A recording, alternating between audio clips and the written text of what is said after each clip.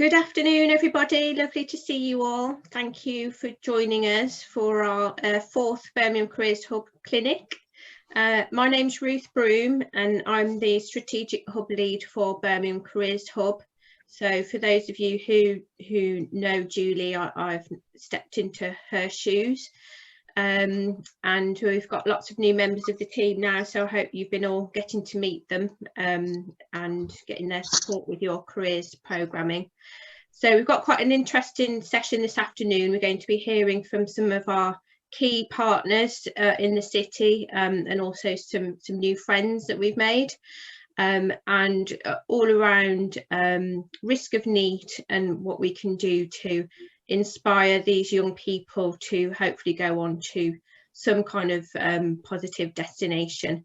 So without further ado, I'm going to hand you over to Jackie, who's going to take us through the use of the Ronnie. So over to you, Jackie. Sorry, I've had a day of talking on mute. I do apologise. Good afternoon, everybody. We thought it would be good to start. You probably have heard the word Ronnie, but we're very conscious that there's been some new careers leads and some new schools to the hub as well. So we thought in this just to start us off, we would just clarify what the Ronnie is and really how you can use it as a school. You know, how it could benefit you.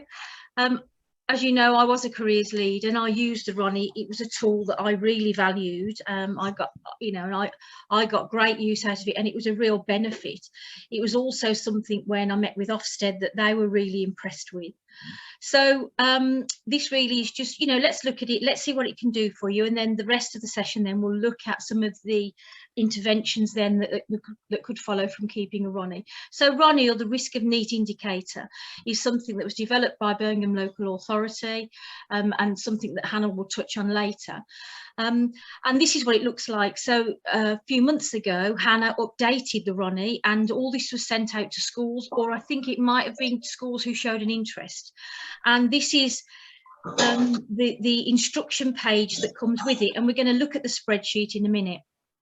But what you will get if you decide that you're going to use the risk of NEET indicator, it really is the first thing you need to do is input the data. Obviously, you know, that's the big job really, and once you've done that, then the rest is quite straightforward. It's something you might have to involve a data manager with. It would depend on what you do in your school. But this is the front page, this is the instruction page. So this gives clear instruction of how you input the data and what you need to do when you actually populate the Ronnie spreadsheet. Thanks, Michelle, and there's a few of you on here I know who do use it, so thanks for that comment. This is what I gave to my data manager. So he got clear instructions of how the spreadsheet needs to be populated. It shows you the columns at the end, what it means, and the value to put in it. These values then will give a rating. Louise, if you could go to the next slide. So that will give you the instruction.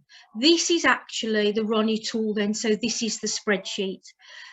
Really self-explanatory. You can see your columns. I'm not going to read all of those out, but you would upload that with a year group.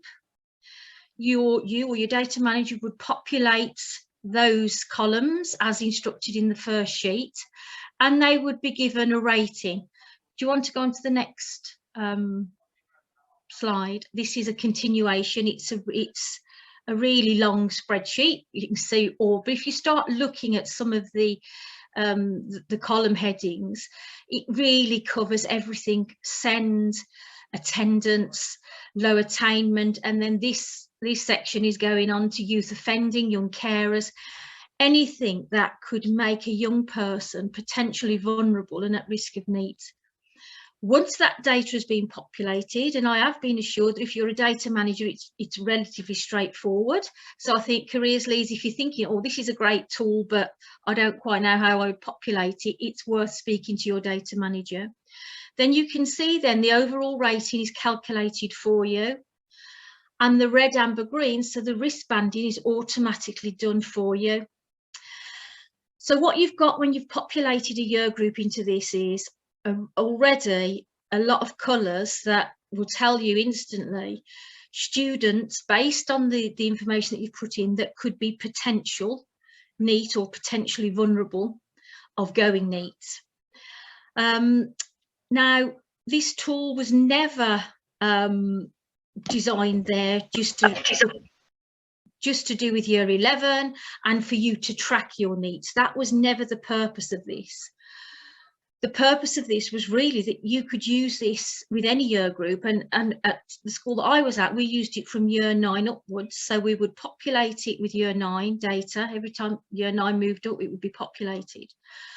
So that enabled us then to identify the reds in year 9. And obviously, you know, you need to look at it. You need to actually look at the individuals, because, you know, sometimes they can be all of those and not be high risk. And there's a comment section at the end where you could make some changes if you decided, and you can go in and override the risk banding as well if you want to. You would then already have your red students, which then, you know, in that year group, your potential students that in year 11 could be high risk of NEET. And then what you can do then through your careers programme is embed some interventions to work with that group of students. And what I found is, by doing it in year 9, you probably may have 25, 30, what I used to have in year 9 that would be red. Then by being able to do some interventions, doing some lots more one-to-one work involving things like colleges, and we're going to hear all about this later. Often by the time we got to year 11, I'd be down to about 10 or 11 or even less than that. So the idea of Ronnie is to use it to help you identify students and or the staff, pastoral staff, to identify students, and then to help you plan interventions. And I'm sure you can see, you know, when you're sitting with an Ofsted inspector, that is such great evidence that you've got when they are talking to you about differentiation, what you do to meet the range of needs for careers with your cohorts. How do you know who they are? So that was the idea of the tool, of the Ronnie tool.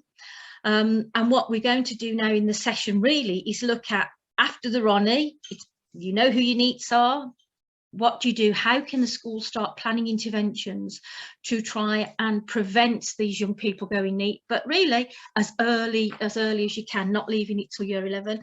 And Nusra, I think there's just been something put in the chat. I will mention this at the end in any of the business, but we're going to run a mini follow-up clinic to this, not next week, but the 5th, I think. It's on a slide at the end, and I will look at this in more detail. But I've also got a couple of schools that are using it really well, that that are going to come and talk and sort of be there to answer the questions, such as how easy is it to use, how easy is it to upload the data, and any sort of, you know, positives and negatives. So, you know, if you want to come to that session, put it in the chat or mention to your enterprise coordinator, and we will get some invites sent out. There is just a question being put in about, does it rank them in order? It's been a while since I used it. It didn't, the Ronnie tool I used. Any school that's using the Ronnie tool now, I think Sam's on from Arthur Terry, Jacob, you're on from Fortis. Does when you've populated the data, do all your reds go to the top, or does it stay in alphabetical order? That's how it used to work. So if you could just pop that in. So any questions, put them in the chat. As I said, we are doing a whole session on it. It will only be a smaller follow-up clinic. It's not essential that everybody attends, but if you're interested in what you've seen and you'd like to know more, thanks, Jacob. Jacob's put an answer into that question there. If you want to know more, considering using it, then please, you know, put it in the chat or let your enterprise coordinator know, and we'll get you an invite out. Okay, so following on from this now, we're now going to look at the types of interventions, some of the things you can start planning and doing into your programme to actually then work with these young people that you've identified are vulnerable or high risk of becoming NEET.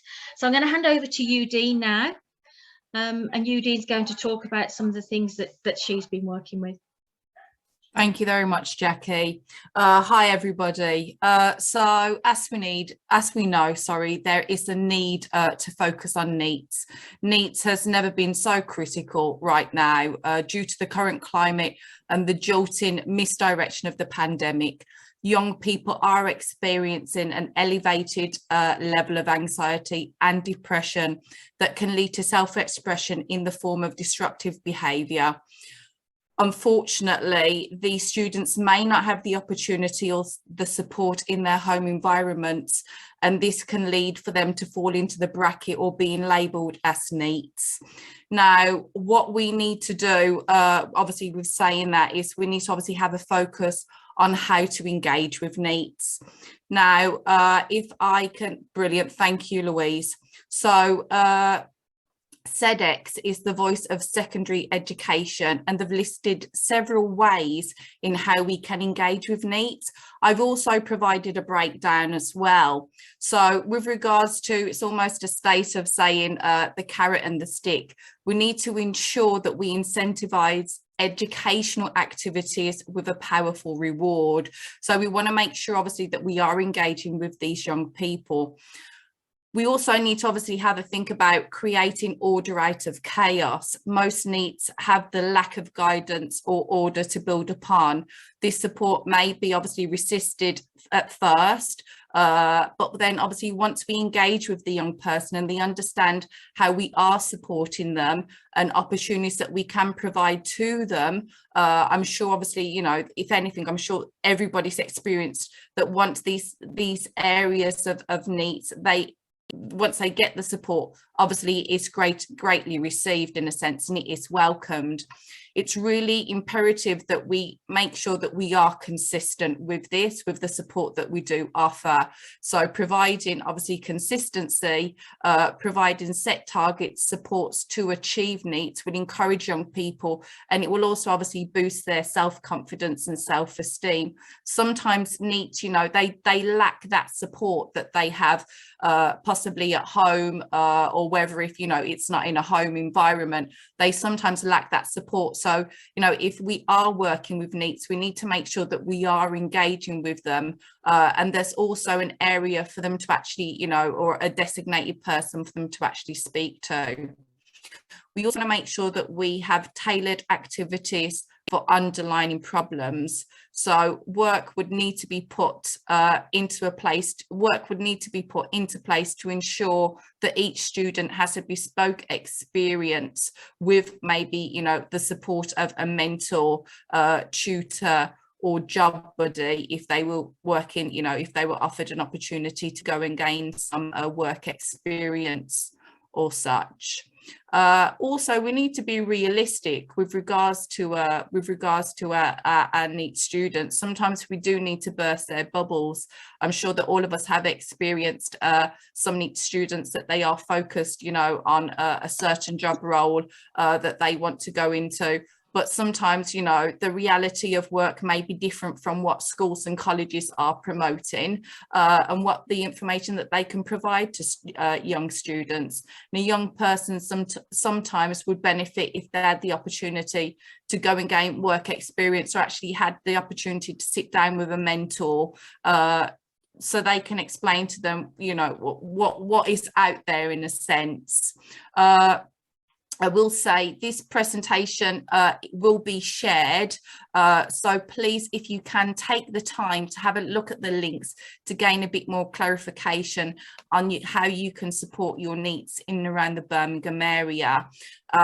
If we have a little look here, thank you very much, Louise. Louise has actually provided us here a couple of links that may be helpful for you to actually have a look at, first of all, the SECET. So that obviously can provide you with a bit of information of how to engage with pupils that will be at risk of NEETs. And also I've provided some stats there for you to go and have a little look on, and these are stats from the government gov website, where obviously it's going into detail with regards to NEET participants, and obviously it's gauging figures for our local authority in and around the West Midlands, and then we can draw it down to the Birmingham area. So when you do have time, please do take that opportunity to have a little look at there. Thank you very much. Mute again. Thanks, Udine. Okay, moving on. I think Marcia, Marcia's in the bottom of my screen. Welcome, Marcia. Again, thinking about strategies and planning interventions, BMET have this year launched a fantastic programme that they're offering for schools to take advantage on to work with their possible NEET students. So Marcia, do you want to carry on and talk to everybody about that? Yes, thank you very much, and thank you for the invitation. I'm in between things, so I'm literally nipping in and coming back out, so I don't mean to be rude, but I do believe it won't be anything personal. But I can see that you've got a really, really great agenda, so I'll be really obviously interested in seeing all the notes and feedback following it as well. The Inspiring Futures project, also known as NEET, was first devised actually last year. And we did actually try and launch it during, obviously, when we were coming out of the second year of COVID. And we did deliver some actual sessions virtually with some success, but not to the level that we really wanted to, because the whole purpose of the programme is to actually physically engage and get the students into college, obviously make them feel inspired, and also looking forward to actually what they can actually achieve in the future. So they've got that hunger, that actual desire for moving forward in their own future. They might have got a bit disenfranchised with school or just the format of schools, and therefore looking and say, well, is college going to be any different? Is there something here that I know that I want to do as well? So the programme was relaunched again this January, was actually sent to every secondary school and special needs school within Birmingham. We got quite a lot of interest, and obviously we're trying to roll out. So we've got a number of schools already booked in. We had 11 schools sign up, which is really good.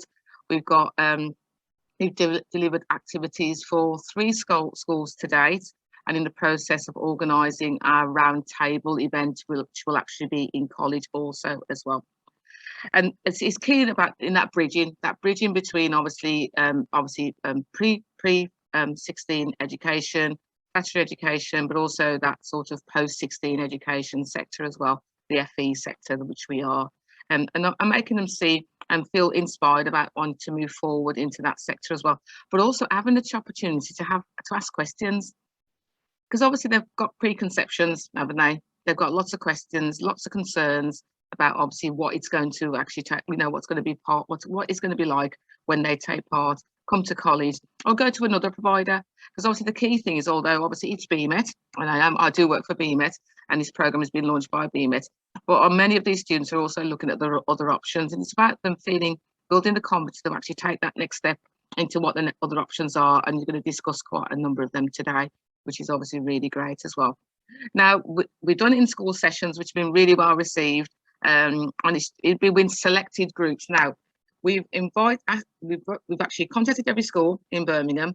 We've asked them to highlight or identify those students where they think in year 9 and 10, and it is gauged around that as well. So obviously we are also will include year 11s, but to some extent we would want to be from a preventative point of view. We want to start putting that work in to actually enable that they don't get to sort of, the end of year 10 and you start to see those behaviours when they've already been there before then. Some of them have been there from year 7, 8. So, obviously we need to sort of start picking up on it earlier. So we obviously said, come into school, talk about what support needs you have, but also come into college and also have some experiences around also trying to give that link with curriculum as well. So we haven't done them yet, but we are working with curriculum to actually get them to do some small bespoke sessions in a way to have a bit of a mini taster of what it'd be like. And these will be in very small groups, like 3 to 4 groups really in size as well. Marcia, can I just stop you? Are we okay with the slides? Do we need to move the slides on at all? Are we? Are you ahead? Are we behind? Are you ahead? No, I'm just freestyling. To be honest, I've actually done this so often. I can just talk about it. All right, we'll just give Louise a shout because Louise is moving the slides on. Yeah, no problem. That's okay then. Thank you, Jackie. Obviously, it's going to be coordinated with the school, and obviously trying to find timetables for the schools to go into school, and also for them to come out and visit us as well.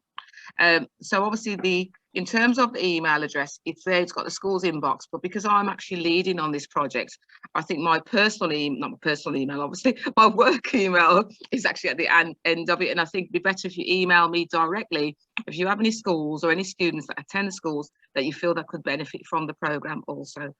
If you can move it on there, please, Louise. Okay, so part one is the in-college sessions as well, which I've already talked about.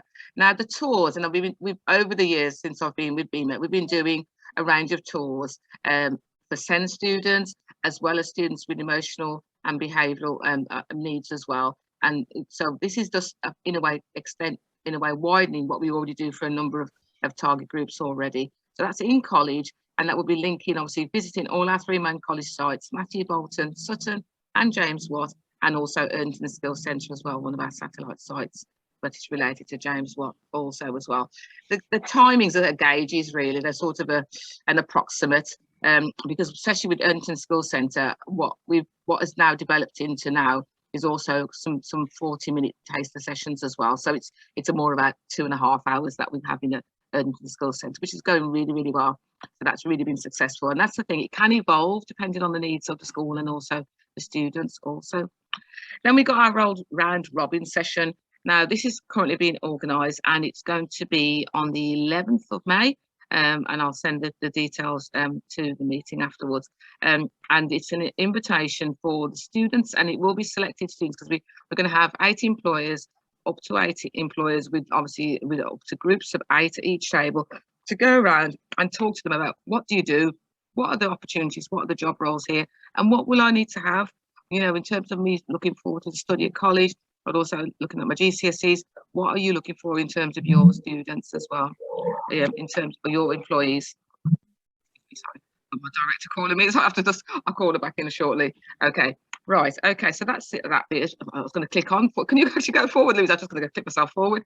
Okay, now part 2 is our engagement sessions, and these are the sessions we've been doing in schools for many years, but they are tailored specifically at those students in school, so the groups will be smaller than the class size. So when we've done them before in school, they tend to be about 12 up to 15, which obviously, so we're not doing it to 30, or we're not doing it to the whole year group. So it's a selected group of students that it's being selected to actually do this for as well, which means we can have some questions and answers and things like that. So it makes even more engagement as well. And although it says virtual, ideally, I don't want to do them virtual.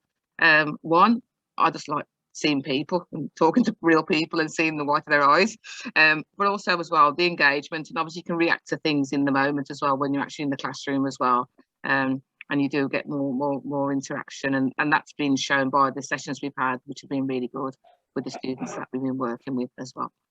And next slide, please. Okay, so obviously the key thing is it's very much linked to obviously their career pathways. So there's a range of career pathways. So the ones that are listed there are they're listed from a range of all 3 colleges, well, 4 or 5 colleges. So Matthew Bolton, Sutton, James Watt, and also Botanical Gardens, which I forgot to mention as well. So obviously to do that as well, it means that we think about getting them a taster session and talking to curriculum, and find out from curriculum and employers about what they need to actually go and move forward into these sectors.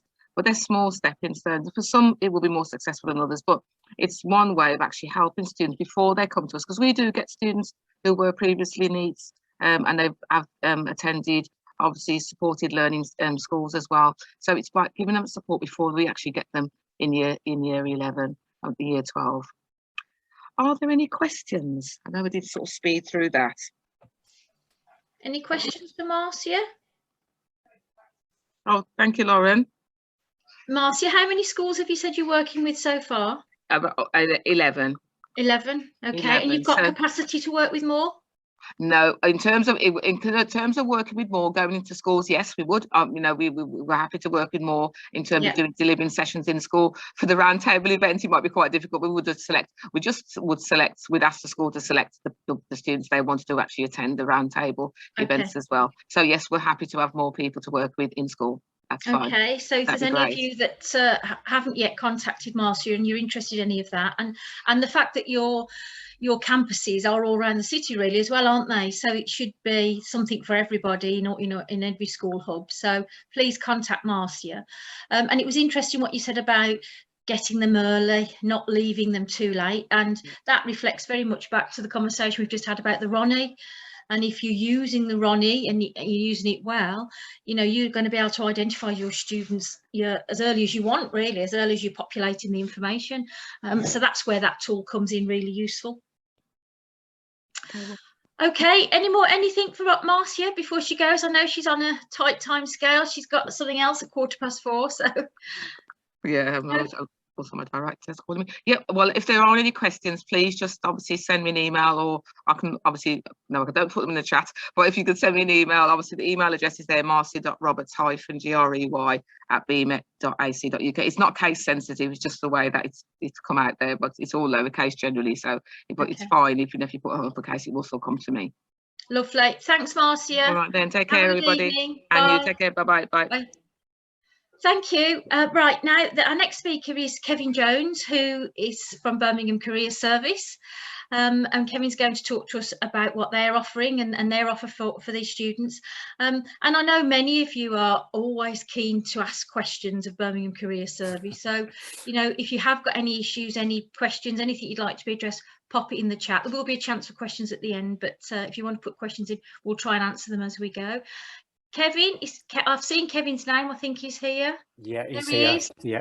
He's laughing. Was that because I said ask lots of questions? Yeah. I was just trying to think of all the answers already. But, yeah. Thanks, Jackie. Thanks, Louise, as well. I'll share my screen if I can, just with a little bit of an update from Birmingham Career Service. So bear with me a second while I just call up what we're doing. We're in the situation of getting towards being able to accept a number of referrals as we go through the next setup of our work, along with probably what is that key time of year for us. We're in the situation of we work for this local authority, we're Birmingham Career Service. Many of you work with us anyway. Our main role is actually being funded on a corporate basis through the local authority to work with young people who are already NEET. So it's basically a 16 to 18-year-old careers guidance service for NEET young people. We do work on a traded basis as well with some of the schools across the city and other parts of the area as well outside the city, and many of you have accessed that service. But the reason sort of for having a bit of input today is all about the time of year now where we can start to soon receive referrals for young people that are at risk of NEET. In the service, we've got two teams. We've got what's called a community team, which work mainly with NEET young people 16 plus. And we've got another team, which is our traded team, which delivers the traded service to schools who wish to purchase us to offer that careers guidance service. When it comes to the whole aspect of working with NEET young people, then we can only work with NEET young people and funded to work with NEET young people when they become NEET. The key, as has been said already by many people, is that early identification. So what we can do, because of a bit of extra funding that we have accessed, is we can actually work with young people on an information basis from the 1st of April. And from the 1st of April, it's not live or available just yet. This referral form will be available via our website, and all the information and links will be sent through with the meeting notes, where schools, colleges, providers, if they have come across anybody that is at risk of NEET, who they think is either not engaging, is coming out on the Ronnie tool that's been mentioned earlier of being at risk of NEET, or is somebody that may actually have some sort of NEET destination planned, but there's a concern about whether they will actually enter into that in 4 or 5 months time, September time. Anybody that fits into those sort of categories then can be referred to our service, so we can start elements of a careers guidance service. Initially, between the sort of April time and the May time, and then up until school leaving date, it's more of a keeping in touch and more of an information service to engage with the young person and the family. And then from June, from a statutory responsibility and all that point of view, we can obviously access offering a full careers guidance service. And tying in with a lot of things that have already been said and will be said later, this is all about that earlier identification as possible, making sure young people don't disengage. And as has been also said, there is varying access for young people over the last few years to careers guidance anyway, whether it be whatever provision they're in. So we know that there's a pretty high demand expected, and I've already seen an increase in NEETs this calendar year from people who may have dropped out of courses earlier than normal. We are a little strict on, in a nice way, on the referrals, in that it's not just a case of referring a young person saying we think they're at risk of NEET. We have got this referral form, which I won't go through in detail now, but it's just to give you an idea.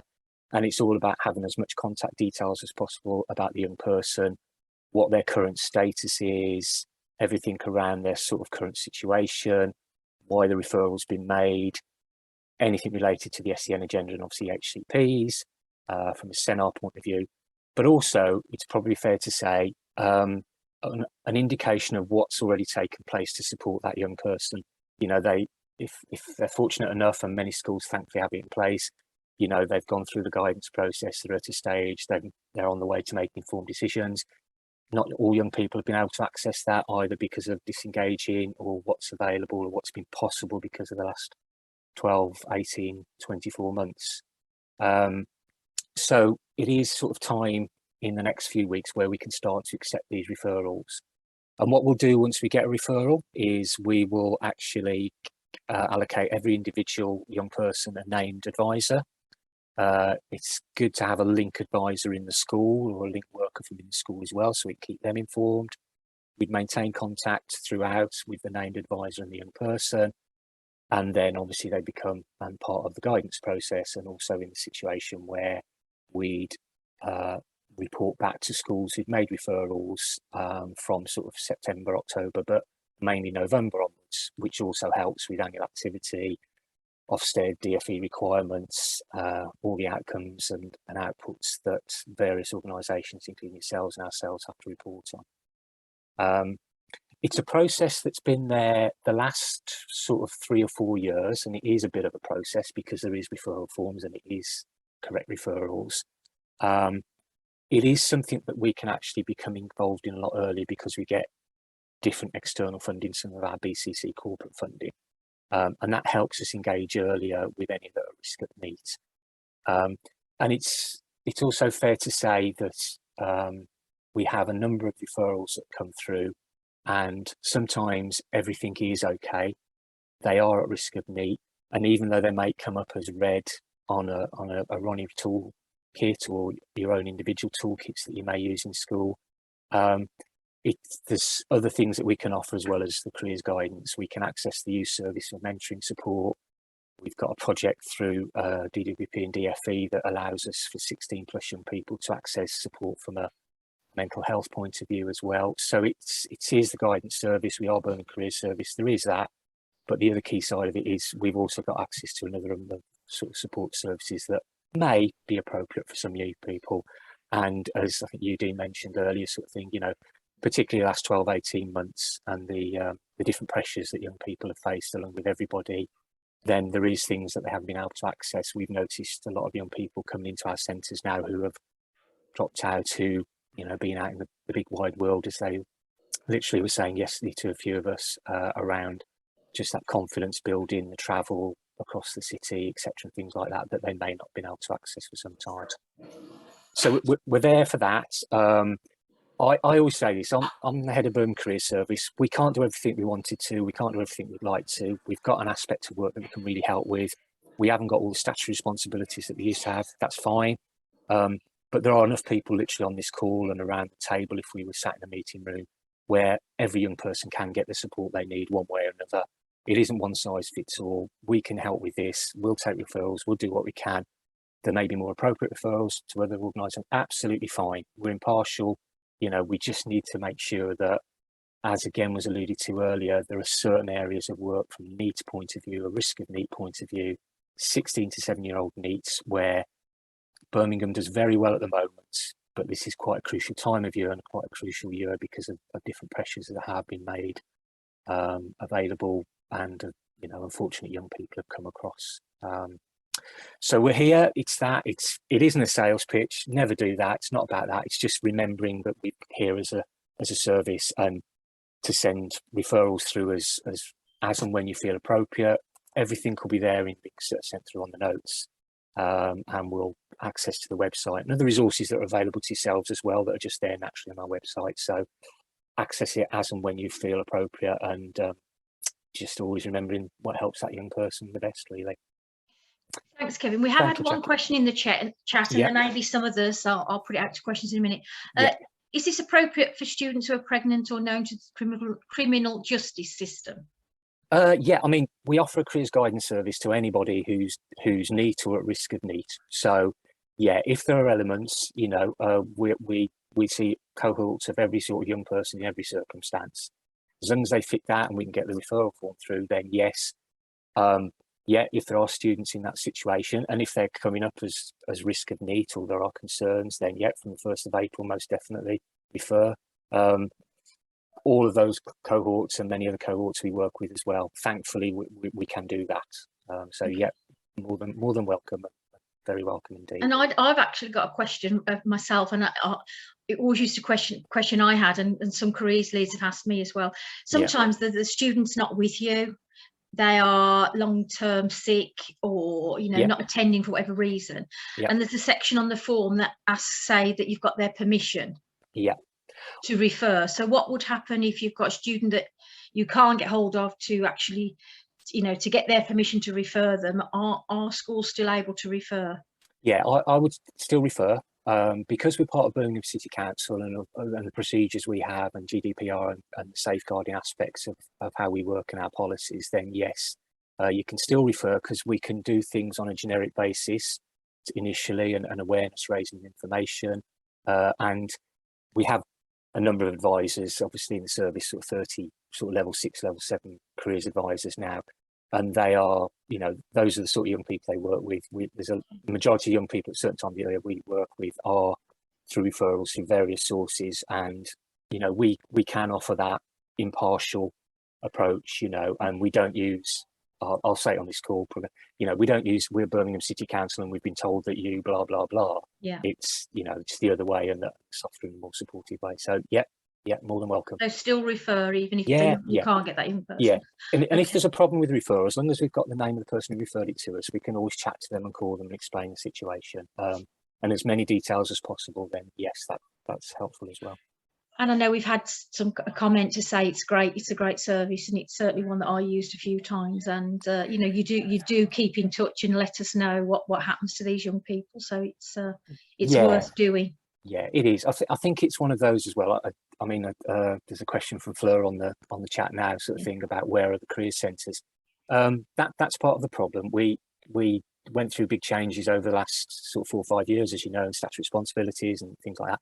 We haven't got dedicated career centres of our own anymore, but we operate from all the youth centres. We operate from the Library of Birmingham, community libraries, and because of what's happened over the last few years as well, we offer an online and a digital service as well, because there is still that issue about some young people not being confident. So you won't see the signed career centre anywhere, but community libraries will be progressing soon. Library of Birmingham 3 or 4 days a week, all the youth centres. And the easiest way is just literally going onto the website and looking at where we're offering.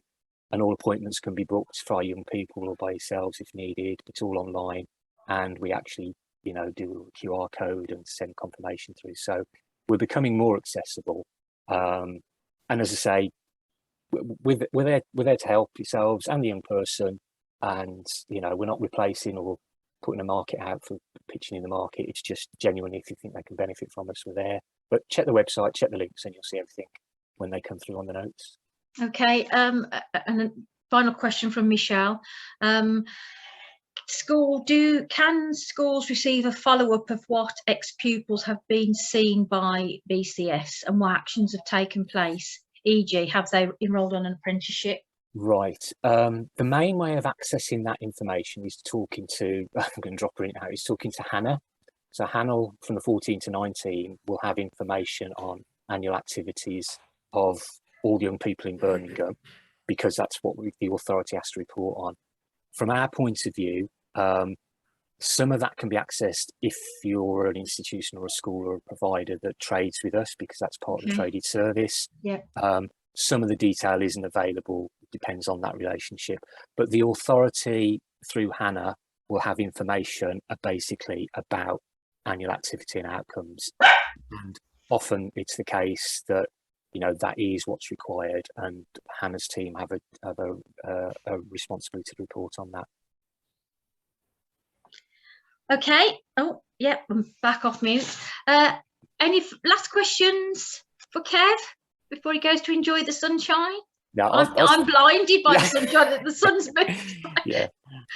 I'll stay around for a bit anyway, because if Okay. Hannah's joining us later, I may chip in there as well. But yeah, anything, I mean, contact details are there for the service on there. They'll be on the emails and stuff like that. Just contact us outside the meeting if you need anything, or you think of something at a later date. Lovely, really helpful, and I'm sure a lot of the careers leads found that really helpful, Kevin, so thank you so much for that. That's okay. Thanks, Jackie. Thanks, everyone. Okay, we're moving on now to somebody who's going to again talk about some interventions around students who are NEET. Marie Claire from New Leaf, I think, yeah, you're here, I've seen your name. Hiya. Hi, Marie Claire. Have you got slides, Marie Claire?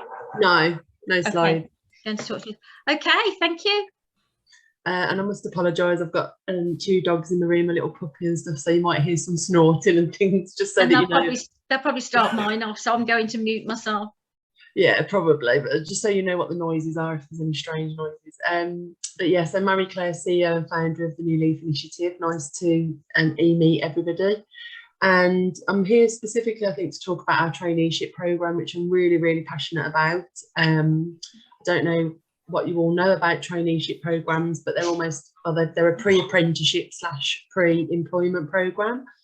So the reason I'm passionate about traineeships is because I work primarily with people that are in touch with the criminal justice system, young people, males and females. So in entirety, everybody that's been in touch with the criminal justice system, and we've got contracts with prisons and various other projects and contracts that we run alongside the criminal justice system. So that's what my passion is, and that's what my organisation does. And I'm very proud of it. And an integral part of that is traineeships. And the reason that we run traineeships is because our clients said that it wasn't enough to kind of meet with them an hour a week, or, you know, usual support kind of appointments just weren't quite intensive enough. So they were looking for more intensive engagement from us as a provider. And the, you know, the common sense way to provide that was to deliver courses and to have like work mechanisms where we could engage them through work and paid work experience and stuff. So that's kind of where we started 7 years ago, and we've grown from there, and now we're a subcontractor for a variety of courses. So the traineeship programme, back to that, why I'm so passionate about it, because we work with people that are in touch with the criminal justice system, their educational attainment is typically quite low. Now, I am going to generalise when I talk about the prison population, because actually not everybody within it has got a low reading age and so on and so forth. There's some highly educated people that are in prison. But generally, the repeat offenders, you know, the prolific offenders, they have got low, they follow a pattern, and there's a low educational attainment in there. Reading is in the news at the moment. There's been a review into reading in prisons and the lack of support that's out there for people that just can't read. Actually, it's charities that are kind of relied upon to provide that lowest level reading support, and it's just not substantial enough. And you guys will see this in your jobs. You know, those kids that are just so far away from you know, where they should be in terms of their age and what they're achieving. How do we bridge that gap and bring these kids up to the level, to the benchmark?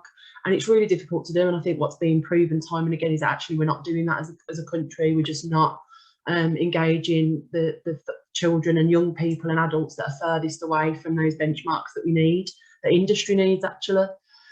So I hear a lot of talk about apprenticeships, even in the chat. You know, there's a lot of chat around apprenticeships and kickstart programs and things like that, which are brilliant. I'm a big advocate for stuff like that. But what we were finding from talking to employers is that actually a lot of the young people that were applying for those roles and those positions, they weren't ready. They weren't even at that level where they could put a CV together. They weren't at a level where they were conducting a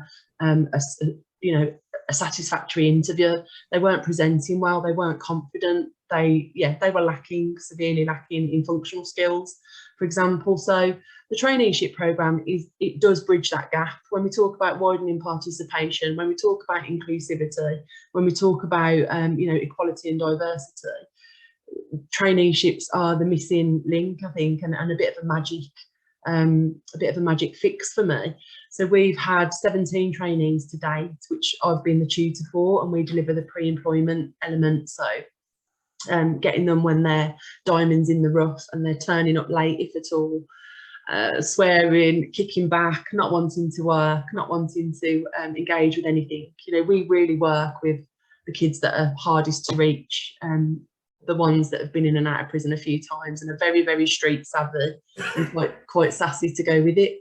And I love them all. They're brilliant young people. And actually what I find is that they're not hard to reach. They're crying out to be reached, but they're crying out to be reached by the right interventions, the right courses that they can engage with and really get their teeth into, and something that they can see the benefit of.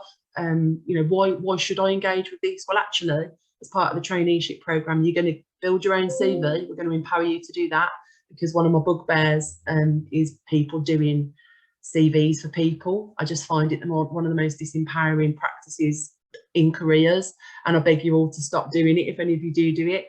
What we do with our young people is that we coach them to a point where they've identified all their individual skills, values, qualities, achievements, and we help them to get it down on paper. And whilst they grimace and roll their eyes, we explain that it's a document that's probably worth in excess of £15,000 to them, and that they should put in as much effort as possible because they get out what they put in. So really important lessons from day one, really. And obviously the functional skills is a big part of a traineeship programme, so bringing them up a level from where they're currently at. There's a lot of kind of soft skills development, so interview skills, what's good about you, which obviously with our community is really important, because what they've been told is what's bad about them again and again and again. And we learn about labelling theory and some of that theoretical stuff that underpins a lot of stuff in the criminal justice system. We talk about criminal disclosures, criminal record disclosures, sorry, a lot of practical stuff and support that we do. And then finally, these guys and girls, well, we've only had boys so far do it, but they get a work placement, an unpaid work placement for 70 to 240 hours. And that's where I think, that's where the magic continues, really, because they really get their confidence up and carry on with their functional skills. And most of them tend to get offered jobs. I think we're about 50% plus into paid employment from this as a mechanism. So it really does do what it says it's going to do on the tin, which I'm passionate about. The only other thing I would say is that we do have a dedicated training centre in the centre of Birmingham, so it's quite accessible to, well, we've had trainees from Leamington Spa, we've had trainees from Worcester and places like that. So yeah, if you've got young people that you're working with that mainstream education maybe hasn't been for them and they're quite disenfranchised, you can make a referral through our website, which I'll put in the chat, the website address just shortly. But feel free to refer any sort of 18 to 24-year-olds plus that you might work with or come into contact with, that might need a little bit more of that practical hand-holding into employment. And we've got real employers working with us, so we've got, we don't have a cliff edge in terms of the service that we provide. We do genuinely want to see these people into employment and support that journey. So yeah, that's us in a nutshell. And if anybody's got any questions, I'll be happy to do my best to answer them. We have had one question, Mary Claire, about do you do assemblies in school? Do you do any school outreach? I have done school outreach before. That's been more, I think, around the criminal justice stuff, which was received really, really well by year nines and stuff. But we'll always look at doing outreach work if it helps, young people to understand what's available out there. And it's not just apprenticeships. Apprenticeships are quite daunting. They're a big time commitment. They're a long time commitment, and I think some people can just feel quite far away from that in terms of the functional skills requirements and things. So yeah, just to kind of I suppose just keep in your minds traineeships as a first step in towards that apprenticeship route, or straightforward employment route. It's a really, I've been shocked at how transformative it's been, and that may be because the young people that we support have got quite a lot of additional complex needs. So, for example, they'll often attend whilst they're living in a hostel, or you know, whilst they're not getting any support from anyone, you know, or they've got mental health issues, or they've got substance misuse issues is a common one. So yeah, we're kind of able to tackle some of those more triggering behaviours, as well as engaging them in education. And for some of them, it's the first qualification they've ever managed to achieve, which is just beautiful. Okay. But yeah. Okay, can I just clarify, is it just over 18s you work with, or do you work with 16 pluses as well? Well, the trainees, no. So we would typically have only worked with 18 plus. We could look at working with slightly younger if they kind of, you know, were at risk of offending and stuff like that. I think we are a bit of a specialist in that area. So Okay. even though we do, you know, we will work with, so for example, one of our trainees at the moment has got autism but has no offending background whatsoever. But he just had every door closed to him. So we tend to just work with the people that are getting doors closed in their faces quite a lot, really. Okay. So we would look at working with 16 plus, but we wouldn't work with younger than that. And the traineeship programme itself is for 19 to 24-year-olds. However, Right, if they're okay. care leavers, or if they've had an EHCP plan at school, for example, we can stretch that for sort of a year either way. Okay, and Jerry's kindly just put your contact details in the chat. You're happy for schools to email you for further information? Yeah, sure. And I'll put the website on as well. So if anybody has a referral, you can literally just go onto the website and type the person's name in, or they can put their name in, and we'll make contact with them. Okay, lovely. Thank you very much. No worries. Thanks for Yeah. having me. Thank you. Okay, now we were planning on Hannah. Hannah did have a problem and she was running late. I haven't seen Hannah's name, so I'm assuming that Hannah hasn't joined us. No, okay. So if Hannah hasn't joined us, we've reached the end of what we wanted to talk about today. So is there any final questions that anybody would like to ask on the things that we've talked about? Yes, Jackie, sorry, I've got my hand. Yes, that's fine, Ruth. Just a question of Marie Claire, really. And Oh, sorry. Just an observation about you know, it's just really interesting to hear you talk about what you do. We've been doing a lot of work recently with alternative provisions and students in alternative provision, but obviously they finish at the age of 16 normally and go on to, you know, some of this kind of destination. But I just think, I know Jerry's mentioned you to me, and I just think the way that you talk, and maybe there's some of the people that you work with that you're supporting would actually make really good role models for these younger students, you know, to sort of talk about what they're doing in terms of traineeships, because we're all trying to help them, you know, bring that to life. What actually is a traineeship, because it's something that you know, young people don't really know a lot about or understand. And I just think perhaps that's something that we could, you know, look at together in terms of those young people that you've talked about, that who are in sort of those alternative provisions at the moment. 100%, and I think it would be really valuable, not just for the students hearing it, but also for the person delivering it, because I think it kind of creates that full circle feel for them, where they've gone through whatever they've gone through punishment wise, and you know, they're on this journey of rediscovery or reawakening or whatever change ultimately. And I think it's really valuable if they can just kind of put closure on that, and make, like you say, maybe talk to some other young people and be inspirational, rather than just think of themselves as a risk, which is kind of what they come to us thinking, or what's bad about me. And it really, they struggle to answer that question. So yeah, we'd love to look at something like that. Louise, sorry Ruth, that'd be great. And Vince has got his hand up as well. So yeah, I'd just like to echo what Ruth has said, because hi Mary, because I work for the pupil referral unit, City of Birmingham School. So yeah, you know, bearing in mind really the traineeship is another angle that I'm potentially looking at, purely and simply because most of our students are fall in the same category, you know, as that you talked about. Yeah, but our destination is showing the college isn't quite working because they all seem to refer into colleges. And I've always said a traineeship might be better suited for our students who are, obviously coming off all the strands that you mentioned, 100%, disengaged, disinterested, all the dis words, and they diss each other as well. But that was one thing I was saying. But because we're school-based, we're looking at obviously year 11 students, going and leaving, whether obviously New Leaf could support that transition of post 16. I think what we could look at, because there is funding for traineeships from that age. So if there's a need for it, and that's what I'm hearing here, I think, is that there's a gap from the 16 to 18 age bracket, which is kind of where we pick up. So what are those kids expected to do for 2 years? That's correct. Yeah. I know what they'll be doing for those 2 years. It's not good, I can tell you. That's right.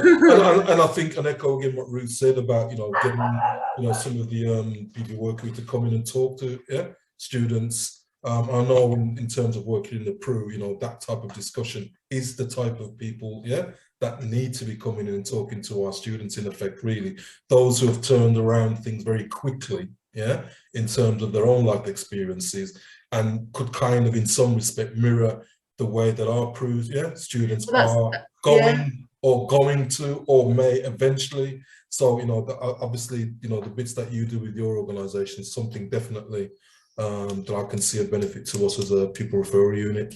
Yeah, Vince, and what you've just said is kind of, that's the mechanism that I use in my organisation from the top to the bottom. It's people that have been there, done it, worn the t-shirt.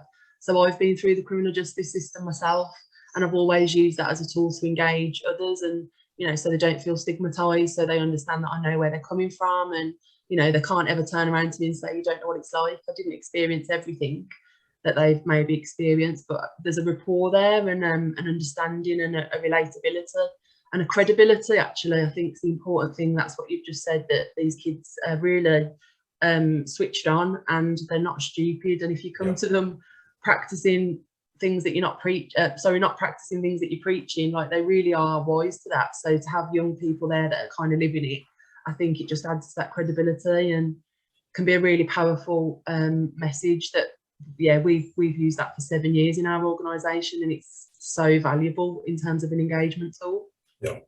And like you just said, I think obviously a school like us would benefit most definitely from an organisation such as yourself, in working with our students. And we really want to kind of reach out to organisations like yourself and schools like yourself to reach these kids, because there isn't much out there really, actually. And we do think that we're kind of best placed to support them to the next level, where they are maybe a bit more employable, or definitely more employable, actually. So by all means, spread the word, and share my contact details as much as you need to, and I'll be happy. If I can't come and do a talk at the school, it'll be maybe one of my tutors that comes in with some of our young people, and that can go on their coursework in terms of their employability journey, building their confidence and stuff. That for me sounds like a win-win. I mean, a perfect scenario for me would be if we could pay them for that. If we could pay them for that, that would be amazing. But I'm assuming that we can't, because we live in a recession time. It all sounds fabulous. So Vince, Marie Claire, I'll let you go and do whatever you need to do. But I mean, that's fabulous. That's a great link for you there, Vince. So, after all that information, we'll just do a few reminders for this term. And I'll just get rid of the chat. Okay, so from next week, you'll be contacted by your enterprise coordinator if there's any specific discussions following on from today, and that might include whether they feel it might benefit you to come to the 5th of April session, looking in more detail at the Ronnie. So any schools that need to be contacted will be contacted next week. Obviously, I'm sure you all know this, next Friday the 1st of April is the Spring Compass evaluation deadline. I know many schools on here have already done this, but if you haven't, if you could do that for us, please. Also on Friday the 1st of April, we have got the Send COP and the Inspire for Hire event. Invites have gone out to specific careers leaders and employers and schools. Ruth, anything you wanted to add to this? Anything you wanted to say? No, not really, Jackie, just to say it's our first in-person Send community of practice, so we're really looking forward to seeing everyone at Mate UK, but bookings have pretty much closed now, so but yeah, we hope that everyone who's booked can still attend, so we'll see you there next week. Okay, thank you. The session I told you about just on the 5th of April, I'll send an invite. It'll be 3:30 to 4:30 for those schools that want to come. I don't envisage it will go on for a whole hour, but it will just be a more informal look at the Ronnie and hopefully answering your questions. And then the summer term, so after Easter, our next clinic will be on the 5th of May, and that will be all around engaging employers.